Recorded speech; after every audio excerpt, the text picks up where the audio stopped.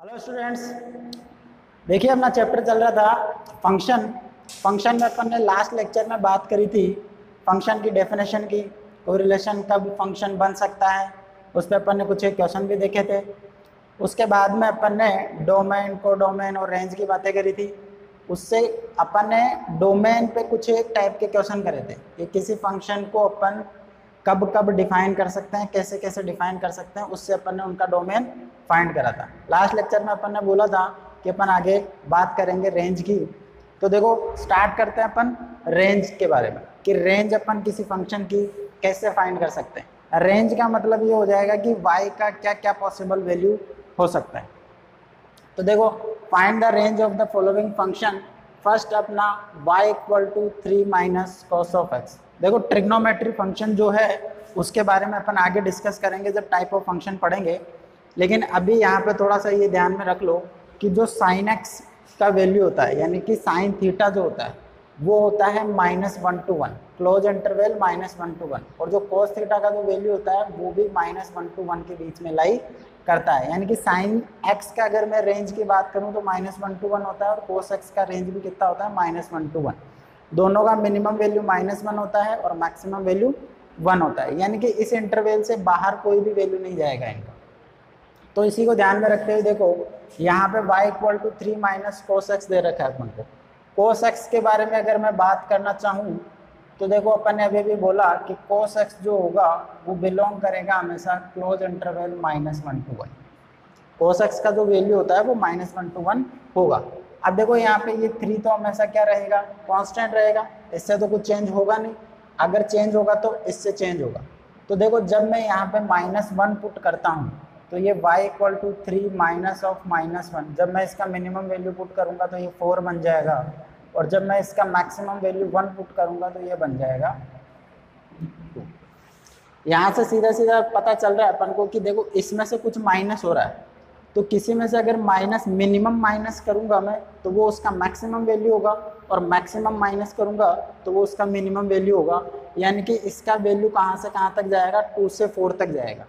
तो y का value कहाँ से कहाँ तक पॉसिबल है, 2 से 4 तक। तो यही इसका रेंज हो जाएगा। अपन ने बात करी थी कि किसी भी फंक्शन के लिए अगर उसका मिनिमम टू मैक्सिमम का इंटरवल अपन बना दे तो वो उसका रेंज बन जाता है।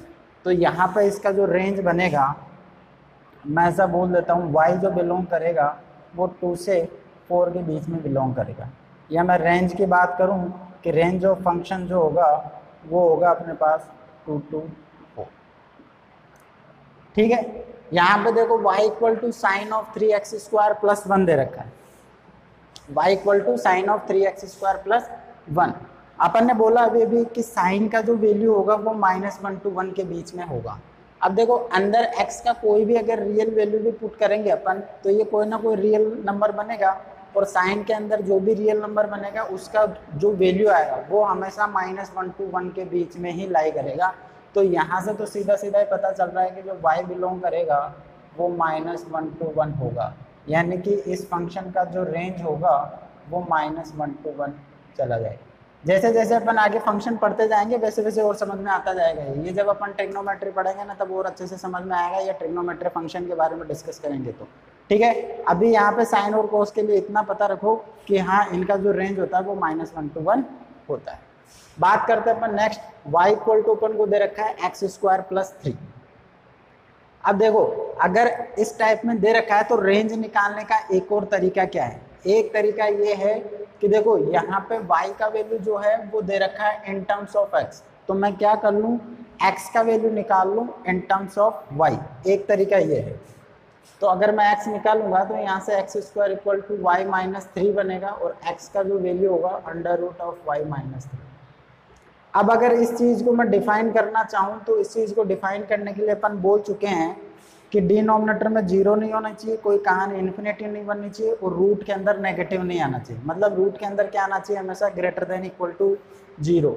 तो मैं इसमें बात करूँ y-3 क्या होना चाहिए, greater than equal to 0। Number line से अगर मैं निकालूंगा तो ये आ जाएगा 3, ये पॉजिटिव और ये नेगेटिव, तो ये बन जाएगा इधर। यानी कि y बिलोंग्स टू बनेगा 3 to इन्फिनिटी। ये इसका क्या बन जाएगा, फंक्शन का रेंज बन जाएगा। अगर किसी फंक्शन का रेंज निकालना है तो अपन क्या कर लेंगे, y का value in terms of x दे रखा होगा तो अपन x का वैल्यू निकालेंगे इन टर्म्स ऑफ y और फिर उसको डिफाइन करने की कोशिश करेंगे, वहां से अपने पास उसका रेंज आ जाएगा। या फिर एक और तरीके से भी यहाँ से निकाल सकते हैं। देखो अपन ने बात करी कि किसी का स्क्वायर जो होता है वो क्या हो सकता है, या तो 0 होगा या फिर 0 से बड़ा होगा, यानी कि ग्रेटर देन इक्वल टू 0 हो सकता है। किसी का स्क्वायर कभी नेगेटिव तो हो नहीं सकता। तो इसका जो मिनिमम वैल्यू होगा, तभी जब मैं इसको मिनिमम करूंगा तो ये पूरा का पूरा वैल्यू मिनिमम होगा, और जब मैं इसको मैक्सिमम करूंगा तो ये पूरा का पूरा वैल्यू मैक्सिमम देगा, क्योंकि 3 तो एज ए कांस्टेंट है, 3 तो फिक्स हो गया। तो इसका मिनिमम वैल्यू, किसी का स्क्वायर मिनिमम कितना हो सकता है, 0 हो सकता है, ठीक है। तो 0 + 3 कितना बन जाएगा, 3 बन जाएगा। तो इसका मिनिमम वैल्यू बन जाएगा 3। और मैक्सिमम की बात करूं तो किसी का स्क्वायर मैक्सिमम कितना हो सकता है, इन्फानाइट हो सकता है। तो ये इन्फानाइट + 3 भी क्या बन जाएगा, इन्फानाइट बन जाएगा। तो इसका मैक्सिमम वैल्यू इन्फिनिटी होगा। तो मिनिमम टू मैक्सिमम जो वैल्यू का इंटरवल बनेगा वो उसका रेंज बन जाएगा। तो मैं डायरेक्टली यहाँ से बता सकता हूँ कि इसका मिनिमम वैल्यू 3 होगा और मैक्सिमम वैल्यू इन्फिनिटी होगा। तो इसका रेंज ये आ जाएगा। तो इस फंक्शन का जो रेंज होगा वो आ जाएगा 3 to ∞। ठीक है, बात करते हैं अपन अगले क्वेश्चन की। y = दे रखा है अपन को 1/x² + 2।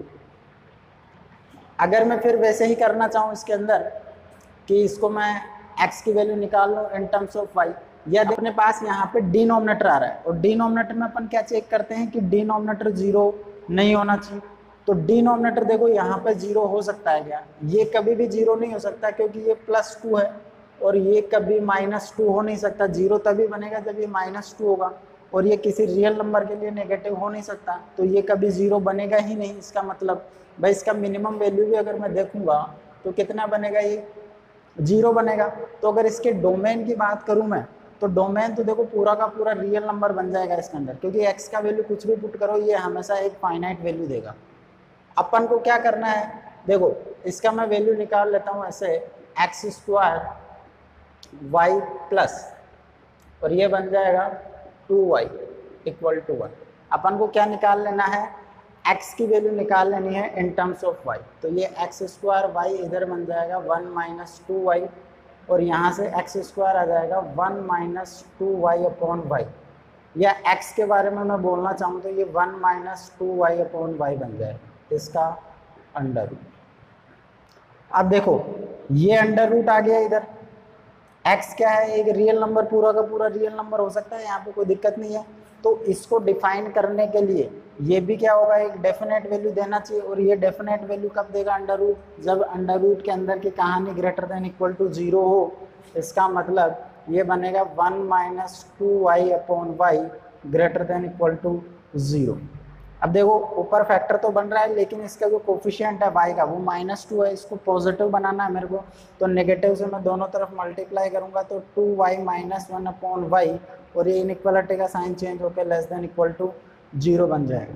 अब इसको वो नंबर लाइन से अगर सोल्व करेंगे तो एक वैल्यू आएगा 0, एक आएगा 1/2। ये पॉजिटिव, ये नेगेटिव और ये पॉजिटिव। इक्वल टू का साइन है तो यहाँ पे देख लो भाई y 0 नहीं हो सकता, तो यहाँ पे पहले ही होलो सर्कल लगा दूंगा। लेस देन 0 दे रखा है तो नेगेटिव वाला पोर्शन ये आ जाएगा, तो ये आ जाएगा यहाँ पे। यानी कि यहाँ से y का वैल्यू क्या आ जाएगा, y का वैल्यू आ जाएगा ओपन इंटरवल 0 to 1/2। तो मैं इसको यहाँ पे लिख रहा हूँ कि y बिलोंग करेगा ओपन इंटरवल 0 to 1/2, या फिर इसका रेंज बोल दूँ मैं, रेंज ऑफ फंक्शन वो बन जाएगा 0 to 1/2। ठीक है, अगर पॉसिबल हो रहा है अपने पास में ऐसा कि x का value upon in terms of y निकाल पा रहे हैं, तो अपन x का value in terms of y निकाल लेंगे, और जैसे अपन डोमेन के लिए फंक्शन को डिफाइन करते थे वैसे वैसे अपन डिफाइन कर देंगे। तीन ही बातें ध्यान में रखनी है, डिनोमिनेटर 0 नहीं होना चाहिए, रूट में नेगेटिव नहीं होना चाहिए, और बात इन्फिनिटी नहीं बननी चाहिए। ठीक है, इनका ध्यान में रखते हुए अपन किसी को भी डिफाइन कर सकते हैं, तो उसके अकॉर्डिंग डिफाइन कर लेंगे। और अगर अपन इन टर्म्स ऑफ y में नहीं निकाल रहे हैं x की वैल्यू, तो फिर अपन को डायरेक्ट फंक्शन के फॉर्म में, जैसे अपन ने ये क्वेश्चन करा, इस टाइप से अपन अप्रोच कर लेंगे। ठीक है, बात करते हैं अपन नेक्स्ट क्वेश्चन। देखो भाई next question, y = x² - 3x + 2 / x² - 4x + 3। इस टाइप के क्वेश्चन की रेंज निकालना अपन क्वाड्रेटिक इक्वेशन में भी पढ़ चुके हैं। वहाँ पे अपन ने बोला था कि इसको क्रॉस मल्टीप्लाई कर लेंगे अपन। क्रॉस मल्टीप्लाई करके क्या करेंगे, x belongs to real number होगा तो इसका ये बनेगा अपने पास में x में एक क्वाड्रेटिक।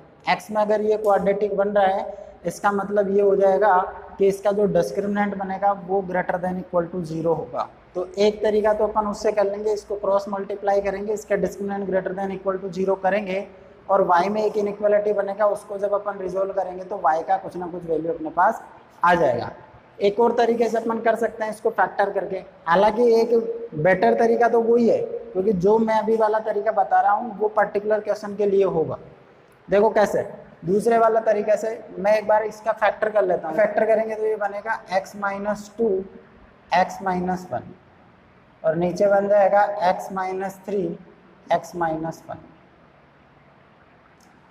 अपन ने इनइक्वालिटी में एक बात करी थी कि जैसे अपन यहाँ पे x माइनस 1 को x माइनस 1 से कैंसिल कर सकते हैं, लेकिन यहाँ पे अपन को ये देखना पड़ेगा कि x का वैल्यू 1 नहीं होना चाहिए। अगर x का वैल्यू 1 हो गया इसका मतलब ये 0 और ये भी 0 हुआ, 1 माइनस 1 0 अपॉन 0 और 0 को 0 से अपन कैंसिल नहीं कर सकते। तो यहाँ पे अपन को ये कंडीशन रखना पड़ेगा कि x का वैल्यू जो है वो 1 नहीं हो सकता, x जो होगा वो 1 नहीं होगा यहाँ पे। ठीक है, अब इसको अगर मैं कट कर देता हूँ इस कंडीशन के लिए, ये लिखना ज़रूरी है, ये मानना ज़रूरी है अपने लिए, क्योंकि अगर x इक्वल टू 1 होगा तो ये कभी भी कैंसिल नहीं कर सकते, 0 0 से कैंसिल कभी नहीं होगा।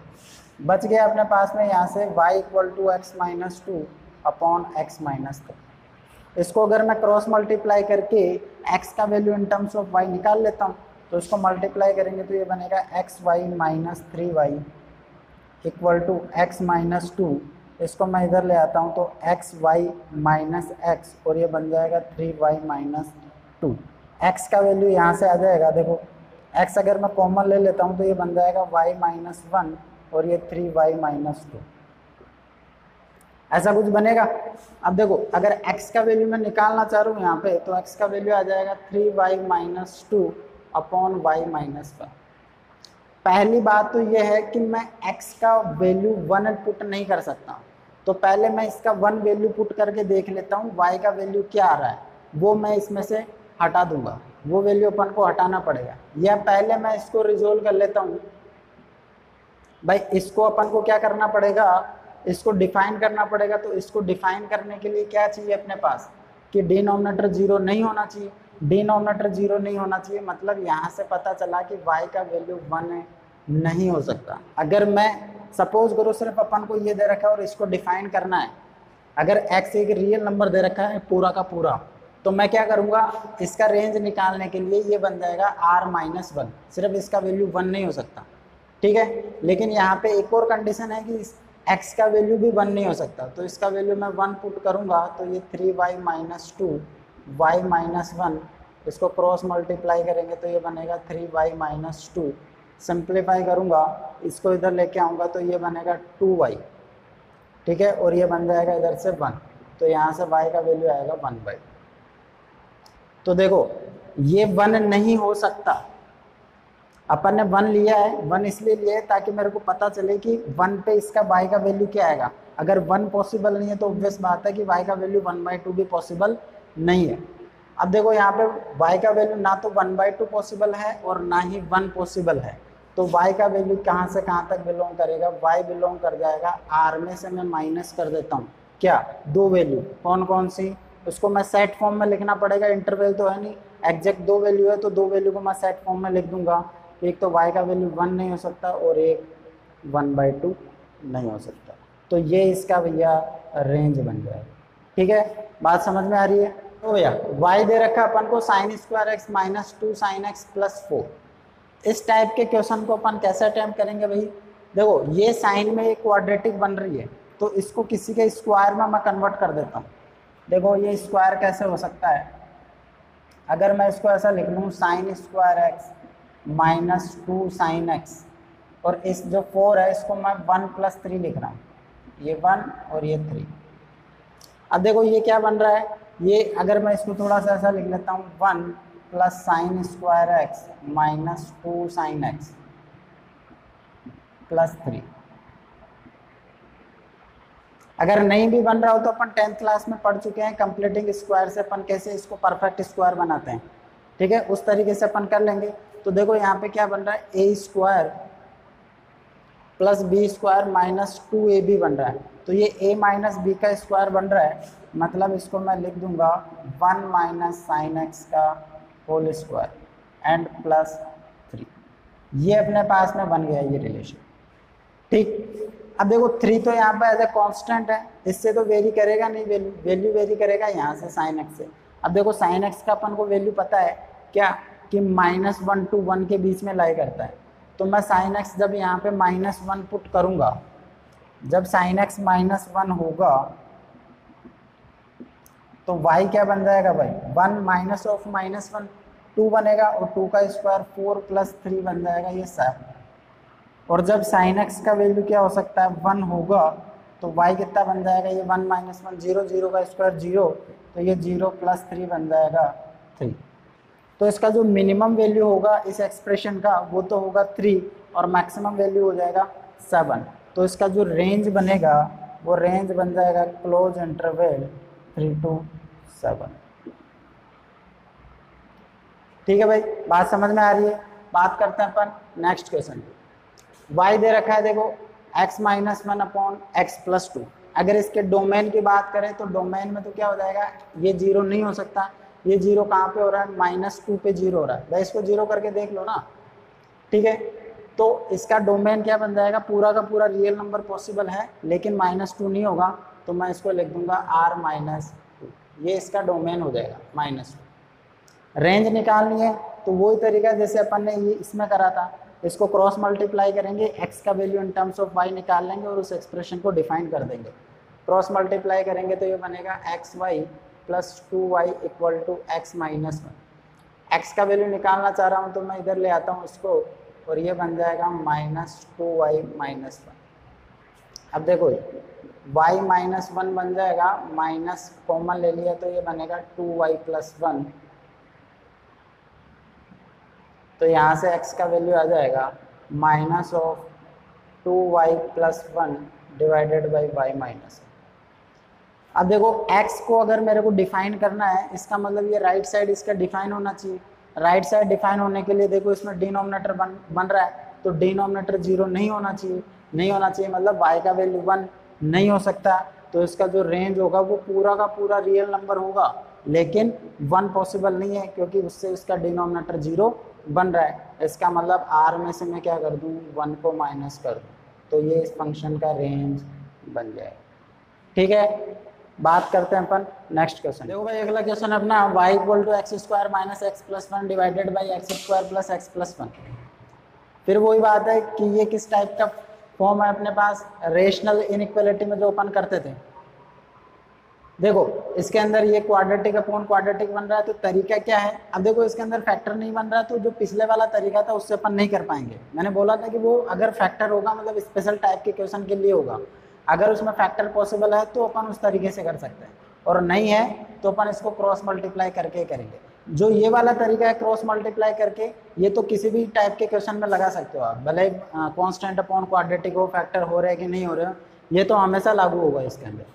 तो देखो इसमें अपन क्रॉस मल्टीप्लाई करेंगे तो ये बनेगा x square y plus x y plus y, और ये बनेगा x square minus x plus 1। इसको इधर ले आता हूँ मैं, तो x square y minus x square plus x y plus x plus y minus 1 equal to 0 बन जाएगा। एक्स स्क्वायर कॉमन ले लूँगा तो ये बनेगा वाई माइनस 1, यहाँ पे एक्स कॉमन ले लूँगा तो ये बनेगा वाई प्लस 1, और यहाँ पे ये बन जाएगा वाई माइनस 1 इक्वल टू 0। ये अपने पास में क्वाड्रेटिक बन गया एक्स में, और अगर x में क्वाड्रेटिक है इसका मतलब x एक रियल नंबर है। अगर नहीं दे रखा है तो अपन मान के चलेंगे, यहाँ पे अगर नहीं दे रखा है तो अपन मान के चलेंगे, और मान के भी नहीं चल रहे हो फंक्शन के हिसाब से देखोगे तुम। अगर मैं इसके डोमेन की बात करूं तो इसके अंदर ये क्या होना चाहिए, डिनोमिनेटर 0 नहीं होना चाहिए। तो देखो ये डिनोमिनेटर कभी भी 0 नहीं हो सकता। क्यों नहीं होगा, क्योंकि अगर इसका तुम डिस्क्रिमिनेंट देखोगे, अगर इसको मैं ग्राफिकल तरीके से बताना चाहूँ, अगर इसका डिस्क्रिमिनेंट देखोगे तो ये बनेगा बी स्क्वायर माइनस 4ac यानी कि -3। इसका मतलब ये एक्स एक्सिस को कहीं पे कट नहीं करेगा, और कट नहीं करेगा, और देखो इसका लीडिंग कोफिशिएंट 1 है मतलब पॉजिटिव है, तो इसका ग्राफ ऐसा कुछ बनेगा ऊपर की तरफ, कट नहीं करेगा ये, और अपवर्ड पैराबोला बनेगा क्योंकि इसका लीडिंग कोफिशिएंट पॉजिटिव है, अपवर्ड बनेगा, और इसकी वजह से ये कट नहीं करेगा, तो इसका ग्राफ ऐसा कुछ रहेगा, मतलब हमेशा एक्स एक्सिस के ऊपर रहेगा। एक्स एक्सिस के ऊपर रहेगा तो इसका वैल्यू हमेशा क्या देगा, पॉजिटिव वैल्यू देगा, तो ये हमेशा ही पॉजिटिव रहेगा, मतलब कभी जीरो बनेगा ही नहीं। जीरो कब बनता, जब या तो ये टच करता या फिर ये कट करता। तो अपन को यही तो देखना है कि ये जीरो बन रहा है कि नहीं बन रहा है। इसका मतलब ये जीरो नहीं बन रहा, तो यहाँ पे x का वैल्यू कुछ भी पुट करो तुम, ये हमेशा डिफाइन होगा, यानी कि यहाँ x बिलोंग्स टू r ही होगा पूरा का पूरा। इसका मतलब इसका जो डोमेन बनेगा वो पूरा का पूरा रियल नंबर है, और अगर x बिलोंग्स टू r है इसका मतलब इस क्वाड्रेटिक के क्या होंगे, रियल रूट होंगे, और रियल रूट होने का मतलब इसका discriminant greater than equal to 0 बनेगा। तो इसका डिस्क्रिमिनेंट देखोगे तो a तो आ रहा है y-1, b आ रहा है y+1 और c आ रहा है y-1। तो डिस्क्रिमिनेंट अगर b² - 4ac को ग्रेटर देन इक्वल टू 0 करना है अपन को, तो देखो b² का मतलब बन जाएगा y+1 का स्क्वायर माइनस 4, a बन जाएगा y-1 और c बन जाएगा y-1 greater than equal to 0। बन रहा है ये y+1 का स्क्वायर और ये बन जाएगा 4 × y-1 का square greater than equal to 0। ये 4 को अगर मैं अंदर भी ले जाता हूँ तो अंदर ये क्या बन के जाएगा, 2 बन के जाएगा। तो मैं इसको ऐसा लिख सकता हूँ y+1 का स्क्वायर माइनस 2y-2 का whole square greater than equal to 0। हालांकि तुम वैसे मल्टीप्लाई करके भी इसको सोल्व करोगे आंसर अपना वही आएगा, लेकिन यहाँ पे मैं a² - b² बनाने के लिए ये सब कर रहा हूँ। तो देखो a² - b² बन गया, तो मैं इसको लिख सकता हूँ a + b। ये तो a + b का मतलब 2y-2, और a - b का मतलब बन जाएगा -2y+2, ये ग्रेटर देन इक्वल टू 0। यहाँ से बन जाएगा ये 3y-1 और यहाँ से बनेगा ये -y+3 greater than equal to 0। Inequality में देखो फैक्टर हो रखे हैं यहाँ पे, लेकिन कोफिशिएंट देखो इसका तो पॉजिटिव है लेकिन y का कोफिशिएंट इसमें नेगेटिव है, तो दोनों साइड में मैं नेगेटिव से मल्टीप्लाई करूँगा या फिर नेगेटिव कॉमन ले लो, एक ही बात है। तो इसको मैं मल्टीप्लाई करूँगा तो ये बन जाएगा y-3 और ये ग्रेटर देन बन जाएगा less than equal to 0। Number line पे अगर इसको ड्रॉ करोगे तो यहाँ से दो वैल्यू आएगी, एक तो आएगा 1/3 और एक आएगा 3। ये positive, negative and positive. Equal to का साइन है तो दोनों पे डॉटेड सर्कल आ जाएगा, लेस देन 0 है तो नेगेटिव आएगा, तो नेगेटिव वाला पोर्शन भी आ जाएगा। यहाँ से y का जो वैल्यू होगा वो बिलोंग करेगा क्लोज इंटरवल 1/3 to 1/3, या फिर मैं इस फंक्शन के रेंज की बात करूँ तो ये आ जाएगा 1/3 to 3। तो इस टाइप के क्वेश्चन को अपन को ऐसा अप्रोच करना है। ठीक है, बात करते हैं अपन टाइप ऑफ फंक्शन के बारे में। तो ये अपना नेक्स्ट टॉपिक होगा इम्पोर्टेंट टाइप्स ऑफ फंक्शन। ये देखो टॉपिक भी इम्पोर्टेंट है, अपन बात कर रहे हैं टाइप ऑफ फंक्शन की। अब टाइप ऑफ फंक्शन में देखो हर एक फंक्शन के अपन डोमेन की बात करेंगे, रेंज की बात करेंगे और उसके ग्राफ की बात करेंगे। ये तीनों बातें हर एक फंक्शन का तुम्हें पता होना चाहिए, और बीच बीच में अगर किसी फंक्शन के लिए कोई प्रॉपर्टी की बात होगी तो अपन साथ साथ में उसकी प्रॉपर्टी के बारे में भी बात करेंगे। तो स्टार्ट करते हैं अपन पहले फंक्शन से। पहला फंक्शन होगा अपना कांस्टेंट फंक्शन। कांस्टेंट फंक्शन देखो ये होगा अपना y = f(x = c). c यहाँ पे क्या है, एक कोई कांस्टेंट फंक्शन। c क्या है यहाँ पे, एक कोई कांस्टेंट है। कांस्टेंट कुछ भी हो सकता है, 1 2 3 4 5, कोई भी रियल नंबर हो सकता है, -1 -2 1/2 1/3 कुछ भी हो सकता है। ठीक है, तो इसका देखो डोमेन की बात करें पर तो इसको मैं ऐसा भी लिख सकता हूँ c × x⁴ c × x⁴ यानी c × 1 मतलब x की पावर 0, तो ये हमेशा 1 रहेगा। अब देखो यहाँ पे x का वैल्यू कुछ भी पुट करो, x पे ये डिपेंड ही नहीं कर रहा है। x का कुछ भी वैल्यू पुट करो ये हमेशा क्या रहेगा, c रहेगा, मतलब एक डेफिनेट वैल्यू रहेगा। तो अपन डोमेन में क्या देखते हैं कि हाँ वो जो भी फंक्शन है वो डिफाइन होना चाहिए x की वैल्यू के लिए। तो x की सारी वैल्यू मैं पुट कर सकता हूँ यहाँ पे, तो इसका डोमेन जो बनेगा वो तो बन जाएगा पूरा का पूरा रियल नंबर। बात करते हैं अपन इसके रेंज की। रेंज में देखो x का कुछ भी वैल्यू पुट करोगे इसका वैल्यू हमेशा c ही आएगा, एक ही एलिमेंट होगा। जैसे मान लो f(x = 2) है तो यहाँ पे x का वैल्यू तुम कुछ भी पुट करो ये जो y का वैल्यू होगा वो हमेशा 2 ही रहेगा, यानी कि जो कांस्टेंट होगा सिर्फ वो ही रहेगा, सिर्फ एक ही एलिमेंट रहेगा इसके अंदर। तो इसका जो रेंज बनेगा सिर्फ एक सिंगल एलिमेंट होगा, ठीक है। तो इस रेंज को अपन क्या बोल सकते हैं कि इसका जो रेंज होगा वो सिंगलटन होगा। अपन ने सेट में पढ़ा था कि अगर किसी सेट में एक ही एलिमेंट होता है तो उसको सिंगलटन सेट बोलते हैं। तो मैं इसको ऐसा भी बोल सकता हूँ भाई रेंज भी क्या है, रेंज बोलो डोमेन बोलो, उसको अपन क्या लिखना है, सेट फॉर्म में भी लिख सकते हैं। तो इसमें सिर्फ एक ही एलिमेंट आएगा, अब एक ही एलिमेंट आएगा इसका मतलब इसको सिंगलटन बोल सकते हैं। या फिर मैं ऐसा कह सकता हूँ कि इस फंक्शन का जो रेंज होगा वो सिंगलटन होगा। डोमेन हो गया, रेंज हो गया। देखो इसका ग्राफ कैसे बनेगा। अब देखो ग्राफ कैसे बनाते हैं अपन भाई, एक्स का वैल्यू पुट करते जाते हैं, जैसे अपन ने ऐसा बॉक्स वगैरह में खेला होगा, ऐसा 10th क्लास में अपन ऐसे ही बनाते थे कि एक्स का वैल्यू पुट करते जाते थे, वाई का वैल्यू चेक करते जाते थे, फिर डॉट डॉट लगा देते थे और उनको मिला देते थे, ग्राफ बन जाता था, ऐसा ही कुछ। अब देखो यहाँ पे एक्स का वैल्यू कुछ भी पुट करोगे ना तो वाई का वैल्यू तो हमेशा सी ही रहेगा, वाई का वैल्यू हमेशा क्या रहेगा, सी ही रहेगा। तो देखो जैसे मान लेता हूँ कि कोई सी यहाँ पे है, या फिर मैं मान लेता हूँ कि जैसे y इक्वल टू 2 के लिए बना रहा हूँ, सपोज करो कि y equal to F of x equal to 2 दे रखा है, तो y इक्वल टू 2 यहाँ कहीं पे होगा 0,2। तो इसका वैल्यू x का वैल्यू कुछ भी पुट करोगे ना तो ये डॉट ये 2, जैसे मान लो यहाँ पे मैंने 1 पुट किया, 1 पे भी 2 आएगा, 2 पे भी 2 आएगा। अगर मैं x का वैल्यू 3 पुट करूँगा तो इन सब इधर माइनस पे भी इधर ये हो जाएगा, ये सारे के सारे डॉट डॉट आ जाएंगे। तो मैं जब इनको मिला दूंगा तो ये एक ऐसी लाइन बन जाएगी। तो कांस्टेंट फंक्शन का जो ग्राफ बनेगा वो एक स्ट्रेट लाइन बनेगा, किसके, एक्स एक्सिस के पैरेलल एक स्ट्रेट लाइन बनेगा। तो मैं इसको बोल देता हूँ कि ये पॉइंट किसके लिए, सी के लिए, 0,c। लेकिन ज़रूरी नहीं है, जैसे इसको मैं ओरिजिन मान रहा हूँ तो ज़रूरी नहीं कि ये हमेशा एक्स एक्सिस के ऊपर ही बनेगा, वो डिपेंड करेगा इस कांस्टेंट पे। अगर ये कांस्टेंट पॉजिटिव होगा तो इसके ऊपर बनेगा, अगर कांस्टेंट नेगेटिव होगा तो ये नीचे की तरफ बन जाएगा, और अगर कांस्टेंट का वैल्यू 0 हो जाएगा तो ये एक्स एक्स ही आ जाएगा। बात समझ में आ रही है? तो देखो इसके लिए तो मैं बोल देता हूँ कब बनेगा ये, जब c ग्रेटर देन 0 होगा, और ऐसा बनेगा कब, जब c लेस देन 0 होगा, और जब c इक्वल टू 0 हो जाएगा तो c इक्वल टू 0 के लिए क्या बन जाएगा भाई, ये एक्स एक्स ही बन जाएगा। तो ये c इक्वल टू 0 के लिए बन जाएगा, क्या आ जाएगा, ये एक्स एक्सिस आ जाएगा, यानी कि y इक्वल टू 0 बन जाएगा। और y इक्वल टू 0 का क्या मतलब होता है, एक्स एक्सिस मतलब y कोऑर्डिनेट कहाँ पे 0 होता है, एक्स एक्सिस पे 0 होता है। तो अपन को यहाँ पे ये ध्यान रखना है कि इसका जो ग्राफ बनेगा वो पैरेलल टू एक्स एक्सिस बनेगा, जो इसका ग्राफ बनेगा वो पैरेलल टू एक्स एक्सिस बनेगा। अब वो एक्स एक्सिस के अबोव भी हो सकता है, उसके बिलो भी हो सकता है, वो डिपेंड करेगा सी पे। अगर सी का वैल्यू सपोज करो जैसे 1/2 के लिए बनाना है तो 1/2 क्या पॉजिटिव है तो ऊपर की तरफ बनेगा, और जैसे मान लो -3 के लिए बनाना है तो वो नेगेटिव होगा तो वो नीचे की तरफ बन जाएगा। डोमेन इसका पूरा का पूरा रियल नंबर होगा, और इसका जो रेंज होगा वो ओनली कांस्टेंट होगा, जो भी अपन को कांस्टेंट दे रखा होगा। ठीक है, बात करते हैं अपन नेक्स्ट टाइप।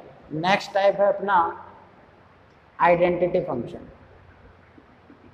आइडेंटिटी फंक्शन इसको अपन रिप्रेजेंट करते हैं y equal to F of x equal to x, यानी कि y इक्वल टू एक्स होगा। अगर इसके डोमेन की बात करूं मैं तो देखो y इक्वल टू क्या दे रखा है, x दे रखा है। यहाँ पर ना कोई रूट बन रहा है, ना कोई इन्फिनिटी जैसा कुछ बन रहा है, और ना ही कोई डिनोमिनेटर बन रहा है। तो x का वैल्यू यहाँ पर कुछ भी पुट करो ये हमेशा ही एक डेफिनेट वैल्यू देगा, और डेफिनेट वैल्यू देगा इसका मतलब पूरा का पूरा रियल नंबर इसका क्या बन जाएगा, डोमेन बन जाएगा। अनडिफाइंड वाली कहीं पे बात आएगी नहीं कि मैं आर में से कुछ हटाऊँ यहाँ पे। ठीक है, रेंज क्या बन जाएगा, देखो x का वैल्यू क्या पुट करोगे, अगर रियल नंबर पुट करोगे तो y भी क्या आएगा, एक रियल नंबर ही आएगा। भाई यहाँ पे y की value in terms of x है और x का value x equal to y है, या फिर वैसे ही देख लो y और x दोनों इक्वल है, तो अगर x रियल नंबर है तो ऑब्वियस बात है y भी क्या होगा, एक रियल नंबर ही होगा। अगर इसके ग्राफ की अपन बात करें तो इसका ग्राफ आता है एक स्ट्रेट लाइन, इसका ग्राफ बनता है ऐसा। ठीक है भाई, अपन पॉइंट पुट कर करके भी देखेंगे ना, तो लेकिन अपन वो सिर्फ छोटी क्लासों में करते हैं, यहाँ पे अपन सीधा ग्राफ याद रखेंगे इसका। अब ये देखो ये जो एंगल बनता है ये 45 डिग्री होता है और ये भी 45 डिग्री होता है, यानी कि ये जो लाइन बनेगी अपने पास इसका भी जो ग्राफ आएगा वो एक स्ट्रेट लाइन आएगा। लेकिन कैसा स्ट्रेट लाइन, ओरिजिन, ये यहाँ पे ओरिजिन है, तो ओरिजिन से पास करता हुआ स्ट्रेट लाइन आएगा, और वो भी कैसा कि दोनों कोऑर्डिनेट एक्सिस से इक्वली इंक्लाइंड होगा। इंक्लाइंड का मतलब कितना ये एंगल बना रहा है, ठीक है यहाँ पे। तो ये इक्वली इंक्लाइंड क्योंकि यहाँ से भी 45 आएगा और यहाँ से भी 45, तो एक स्ट्रेट लाइन आएगा, वो भी कोऑर्डिनेट एक्सिस के साथ इक्वली इंक्लाइंड, ठीक है। तो उसके अगर ग्राफ की बात करें तो मैं इसमें लिख देता हूँ a straight line passing through origin and equally inclined with coordinate axis।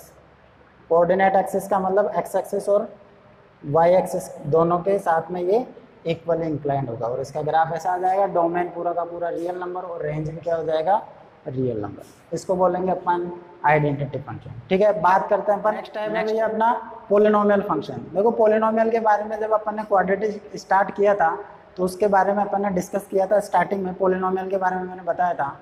तो पोलिनोमियल का एक गंदा सा इक्वेशन लिखा था अपन ने उस टाइम पे भी, तो ये बन जाएगा y equal to F of x equal to, ऐसा कुछ इक्वेशन था वहाँ पे, A N x to the power N, A N minus one x to the power N minus one, ऐसा डैश डैश ये लिखा था A two x square plus A one x plus A naught.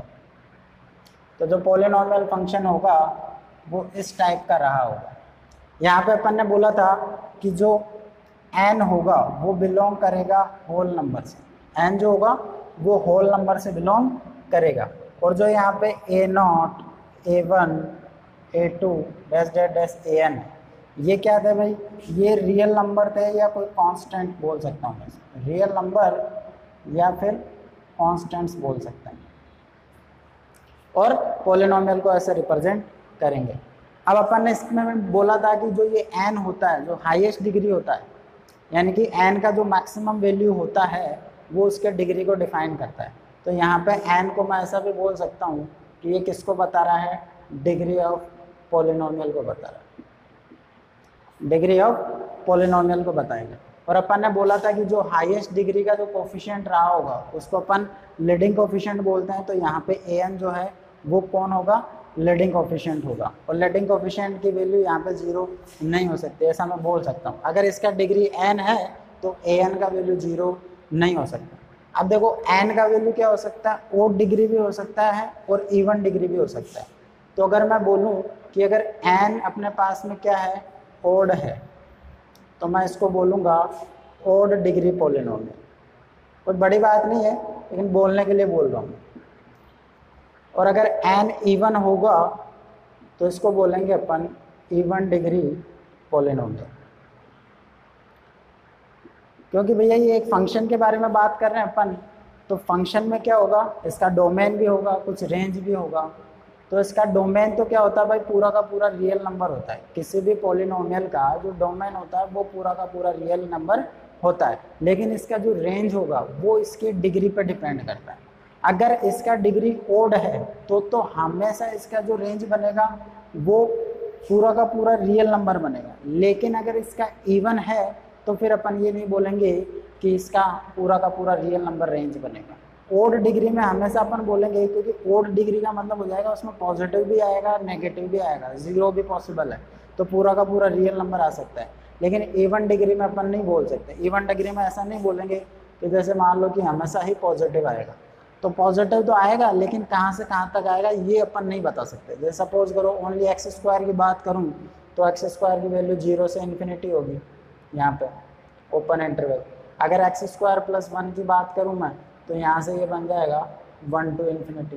तो positive तो होगा ये तो अपन कह सकते हैं, लेकिन कहाँ से कहाँ तक होगा ये नहीं कह सकते अपन। तो रेंज के बारे में अपन इवन डिग्री में कुछ नहीं कह सकते, सिर्फ मैं इतना सा कह सकता हूँ कि हाँ पूरा का पूरा रियल नंबर नहीं होगा। लेकिन ओड डिग्री वाले केस में इसका जो रेंज होगा वो हमेशा रियल नंबर होगा, और डोमेन हमेशा पॉलिनोमियल का क्या होगा, पूरा का पूरा रियल नंबर। ठीक है, तो कुछ पॉइंट है इसके अंदर, तो अपन बात कर लेते हैं इसमें पॉइंट टू पॉइंट। तो भाई अगर पहले पॉइंट की बात करना चाहूँ मैं तो देखो अपन ने बोला, पहली बात तो मैं ये बोल देता हूँ कि domain of polynomial function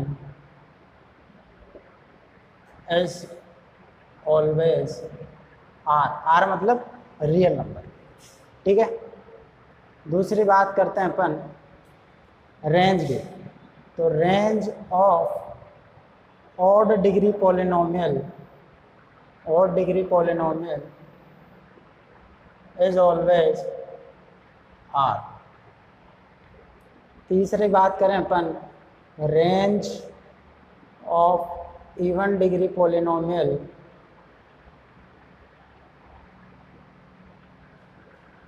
is never are.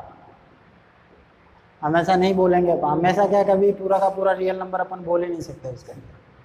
ठीक है, अगर अपन को क्या दे रखा है, डिग्री 1 दे रखी है, तो डिग्री 1 दे रखी है तो उसको बोलते हैं अपन लीनियर। ये अपन बात कर चुके हैं वैसे पॉलिनोमियल के अंदर। तो यहाँ पे इसको बोलेंगे अपन, फंक्शन के बिहाफ में देख रहे हैं तो उसको बोलेंगे लीनियर पॉलिनोमियल फंक्शन। वैसे सपोज करो एफ ऑफ एक्स अपन को दे रखा है ए एक्स प्लस बी ऐसा, और यहाँ पे ए नॉट इक्वल टू 0, तो इसको अपन लीनियर पॉलिनोमियल फंक्शन बोलेंगे, लीनियर पॉलिनोमियल फंक्शन। ठीक है, और अगर ऐसा आ जाए F of x equal to A, F of x equal to A की बात कर दूं मैं, तो यहाँ पे देखो ये एक तरीके से किसकी तरह आ गया, कांस्टेंट की तरह। तो इसको अपन एक तरीके से क्या बोल सकते हैं, कांस्टेंट पॉलिनोमियल फंक्शन भी बोल सकते हैं। जो अपन स्टार्टिंग में पढ़ा ना कांस्टेंट फंक्शन, तो उसको अपन पॉलिनोमियल में भी काउंट कर सकते हैं, बशर्ते इसमें एक ये बात होती है कि इसको मैं अपन ऐसा लिखा ना x टू द पावर 0 लिखा इसका, तो इसका जो डिग्री होता है वो 0 होता है। और अगर एफ ऑफ एक्स का वैल्यू मैं ऐसा लिख दूं, 0 लिख दूं, एफ ऑफ एक्स अगर 0 लिख दूं तो ये y इक्वल टू 0 आ गया। तो मैं इसको लिखने को 0 into 1 x to the power 0 भी लिख सकता हूँ, लेकिन f of x equal to 0 वाले केस में इस पॉलिनोमियल का डिग्री डिफाइन नहीं होता। ये होता पॉलिनोमियल है, f of x equal to 0 ये है ही पॉलिनोमियल, लेकिन इसका डिग्री डिफाइन नहीं होता है। तो यहाँ पे अपन बोलेंगे डिग्री इज नॉट डिफाइंड। अगर इसके अलावा कोई कांस्टेंट होता 1 2 3 4 1/2 1/3 ऐसा कुछ, तो उसका डिग्री अपन बोल देते कितना 0 होगा, लेकिन f of x equal to 0 के लिए इसका डिग्री डिफाइन नहीं होता। ठीक है, 6th केस की बात कर लेते हैं। देखो एक प्रॉपर्टी है जो अपन को आगे कभी क्वेश्चन में यूज में पड़ सकती है कि अगर ऐसा कुछ दे रखा है f of x into f of 1/x, ये property f of x plus 1/x, f of x into f of 1/x equal to F of x plus f of 1/x। ये सिर्फ 2 टाइप के फंक्शन के लिए होती है। एक condition तो ये होगी कि एफ ऑफ एक्स का वैल्यू ऐसा हो सकता है x to the power n plus 1 या फिर एफ ऑफ एक्स होना चाहिए 1 minus x to the power n, ये तभी प्रॉपर्टी होगी। या फिर ऐसा हो जाए कि अगर ऐसा कुछ दे रखा है तो अपन को अंडरस्टूड होना चाहिए ये चीज़ कि फंक्शन या तो इस टाइप में होगा या फिर इस टाइप में होगा। जैसे एक एग्जांपल से मैं समझाना चाह रहा हूँ, जैसे सपोज करो कि n का वैल्यू 2 ले लिया अपन, n का वैल्यू 2 ले लिया तो एफ ऑफ एक्स बन जाएगा अपने पास, जैसे फर्स्ट वाला केस लेना चाहूँ मैं तो ये बनेगा x² प्लस 1, और अगर एफ ऑफ 1/x की बात करूँ तो ये बन जाएगा 1/x² प्लस 1। भाई 1/x का मतलब क्या होगा, यहाँ पे x था तो इसकी दुनिया में सारी जगह क्या पुट कर दो, 1/x पुट कर दो, तो x की जगह 1/x पुट करोगे तो 1/x² प्लस 1 बन जाएगा। तो जैसे दोनों को अगर मैं मल्टीप्लाई कर रहा हूँ F of x into f of 1/x, तो देखो मल्टीप्लाई करेंगे तो ये बनेगा x² plus 1 1/x² plus 1। LCM लेके अगर सोल्व करूँगा तो x² प्लस 1 ये बन जाएगा 1 प्लस x² और ये बनेगा x²। ठीक है, तो ऊपर क्या बन जाएगा एक तरीके से x की power 4 plus 2x² plus 1/x²। ऐसा कुछ दोनों का अगर मैं सम करता हूँ तो F of x plus f of 1/x ये बनेगा x² plus 1 plus 1/x² plus 1। इसको भी एलसीएम लेके सोल्व करोगे तो देखो ये बनेगा x की power 4 plus x² plus 1 plus x²। तो वही बन जाएगा x की power 4 plus 2x² plus 1/x²। ये देखो दोनों बातें क्या इक्वल है, एक ही जैसी आ रही है, यानी कि दोनों का मल्टीप्लाई दोनों के सम के इक्वल कब आएगा, जब फंक्शन अपना क्या होगा x to the power n plus one या 1 minus x to the power n, यहाँ पे जो एन होता है वो हमेशा नेचुरल नंबर से बिलोंग करना चाहिए। ठीक है, कुछ एक टाइप ऑफ क्वेश्चन बनेंगे उसमें इसकी जरूरत पड़ सकती है। करते हैं अपन आगे। नेक्स्ट टाइप है भाई अपना एल्जेब्रिक फंक्शन। देखो एल्जेब्रिक फंक्शन क्या होता है, एल्जेब्रा के नाम से अपन को पता चल रहा है एल्जेब्रा में क्या होता है भाई, ऐड करते हैं, सब्ट्रैक्ट करते हैं, मल्टीप्लाई करते हैं, डिवाइड करते हैं। तो पोलिनोमियल फंक्शन को अगर ऐड, मल्टीप्लाई, सब्ट्रैक्ट और डिवाइड करके अपन करें, या फिर रेडिकल, अगर उनका रेडिकल साइन ले लें, रेडिकल साइन का मतलब होता है कि उनका स्क्वायर रूट, क्यूब रूट या फोर्थ रूट अपन ले लेते हैं, तो इसको अपन बोलेंगे एल्जेब्रिक फंक्शन। ठीक है, अब function F is called an algebraic function if it can be constructed using algebraic operation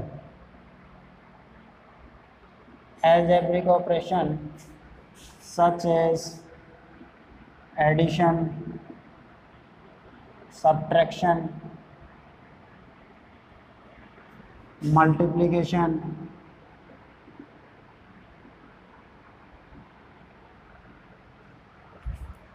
division या फिर taking radicals।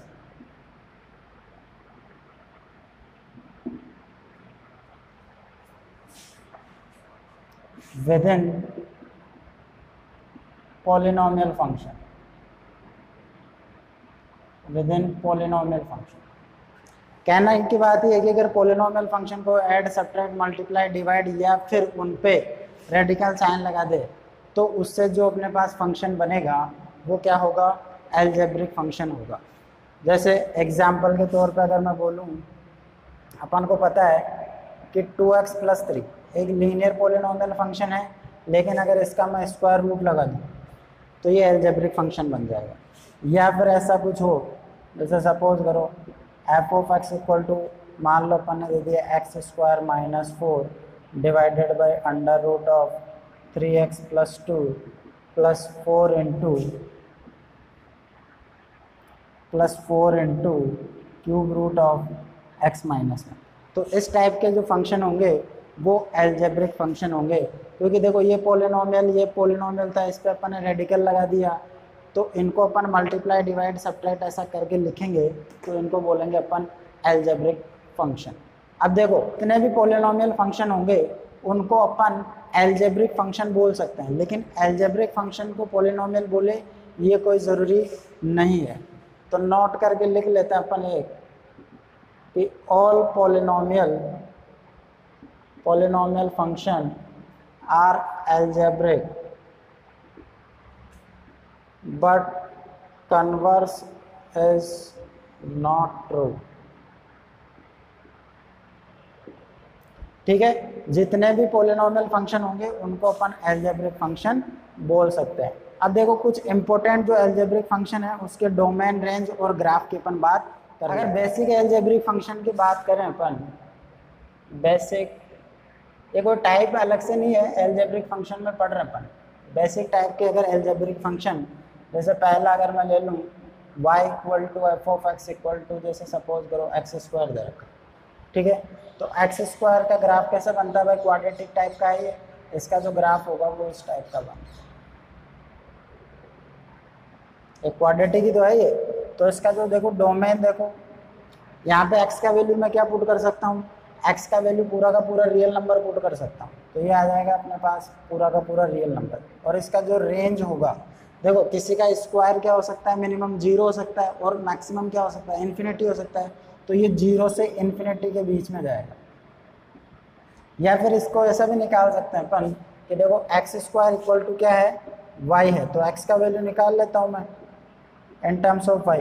अब इस रूट को डिफाइन करूँगा, तो रूट को डिफाइन करने के लिए y क्या होगा, greater than equal to 0, greater than equal to 0 का मतलब क्या हो जाएगा, क्लोज इंटरवल 0 to ∞। एक ही बात है। ठीक है, तो ये तो हो गया x square. Y equal to F of x equal to, जैसे मान लो अपन को दे दिया 1/x, तो देखो 1/x में इसका अगर डोमेन की बात करूँ तो यहाँ पे डिनोमिनेटर 0 नहीं होना चाहिए, तो इसका जो r होगा उस r में से मेरे को 0 माइनस करना पड़ेगा, या फिर मैं इसको r0 ऐसा भी लिख सकता हूँ। r0 का मतलब ये हो जाएगा कि 0 के अलावा पूरे के पूरे रियल नंबर। इसके रेंज की बात कर रहे हैं अपन, तो रेंज देखो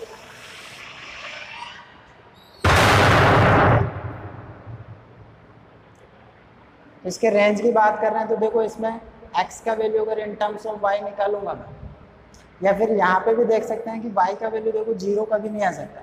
0 क्यों नहीं आ सकता? क्योंकि देखो न्यूमरेटर तो 0 होगा नहीं, वो तो फिक्स है 1 है, और ये y 0 होने के लिए x को इन्फिनिटी होना पड़ेगा, और x कोई इन्फिनिटी कोई एक रियल नंबर है नहीं है, तो यहाँ पे इन्फिनिटी पुट कर नहीं सकता मैं। रियल नंबर के लिए ये 0 नहीं बनेगा। या फिर यहाँ से देख सकते हो कि x का वैल्यू 1/y, तो x को डिफाइन करने के लिए यहाँ पे भी डिनोमिनेटर 0 नहीं हो सकता, मतलब ये बन जाएगा r-0 या फिर r0। ठीक है, अगर इसके ग्राफ की बात करें तो इसका ग्राफ ऐसा कुछ बनता है।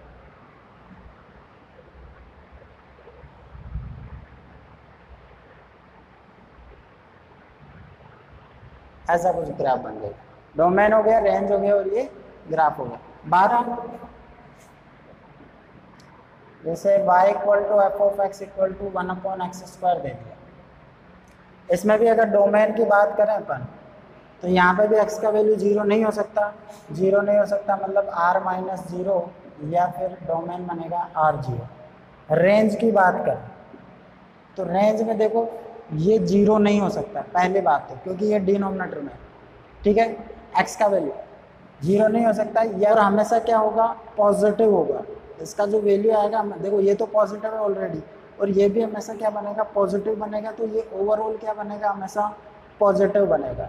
तो इसको मैं ऐसा लिख सकता हूँ कि इसका जो रेंज होगा वो पूरा का पूरा r+ बनेगा। पूरा का पूरा क्या बनेगा? r+ बनेगा, हमेशा क्या बनेगा? पॉजिटिव। या देखो अगर इसको ऐसे भी निकालना चाहे तो यहाँ से x का वैल्यू बन जाएगा 1/√y, और इसको डिफाइन करने के लिए मैं बोलूँगा y > 0, या फिर इसको अपन ऐसा लिख सकते हैं ओपन इंटरवल 0 to ∞ भी लिख सकते हैं। तो इसका रेंज ये बन जाएगा, और जो इसका ग्राफ बनता है भाई, इसका ग्राफ ऐसा कुछ आता है।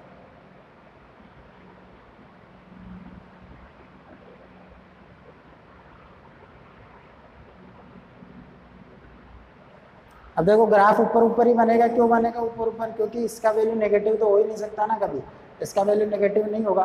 देखो ग्राफ से भी अपन इसका डोमेन रेंज देख सकते हैं। पूरे के पूरे r में देखो ये 0 के अलावा, 0 पे ये ग्राफ नहीं बन रहा, 0 पे देखो इन्फिनिटी पे जा रहा है, मतलब 0 पे ग्राफ नहीं बन रहा, 0 के अलावा पूरे r पे ग्राफ बन रहा है, तो ये डोमेन इसका r0 हो जाएगा।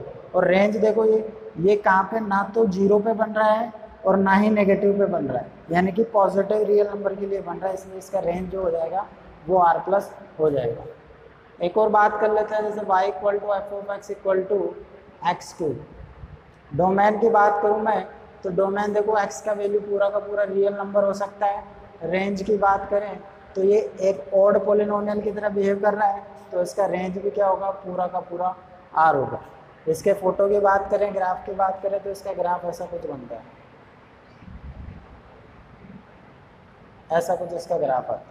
ठीक है, डोमेन रेंज हो गया और ग्राफ हो गया। तो ये कुछ एक बेसिक अलजेब्रिक फंक्शन थे।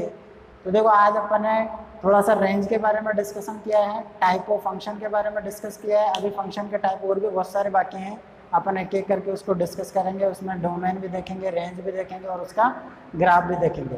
फंक्शन टॉपिक है, उसको थोड़ा सीरियसली पढ़ना मैं फिर कह रहा हूँ, क्योंकि जो फंक्शन है वो बहुत ही इंपॉर्टेंट टॉपिक है। इसमें हर एक फंक्शन का अपन को ग्राफ, डोमेन, रेंज, ये सब बेसिक इसके टर्मिनोलॉजी है जो कहीं पे भी किसी भी क्वेश्चन में अपन को काम में आ सकते हैं। तो इन सब के बारे में अपन को पता होना चाहिए।